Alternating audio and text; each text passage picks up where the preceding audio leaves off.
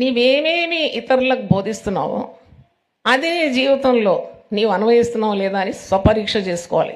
పరీక్ష చేసుకుంటున్నావు. ఎప్పుడు ఇతరులను వేలుపెట్టి తిరస్కరించి వారి తప్పులు ఒప్పులు వారిని బాగు చేయాలని ప్రయత్నించి నీ ప్రయాసం అంతా అదే ఉంటుంది. ఎప్పుడు నువ్వు బోధకుని స్థానంలో నిలబడతావు, ఉద్రేకంతో ఆవేశంతో చాలా మాటలు మాట్లాడతావు. కానీ ఎప్పుడైనా నువ్వు గమనించినావా నువ్వు చెప్పేవన్నీ చేస్తున్నావని? అది కావాలి ప్రతి సేవకుని, ప్రతి బోధకుని. నేను అనుభవంతో ఇక్కడ దేవుడిచ్చిన గొప్ప ఆధిక్యతతో మాట్లాడుతున్నాను. చాలా మట్టుకు సేవకులు తప్పిపోయే ఒక స్థానం ఉంది. అదేంటంటే చెప్తారు కానీ చేయరు. అందుకే ప్రజలు ఆకర్షింపబడడం లేదు.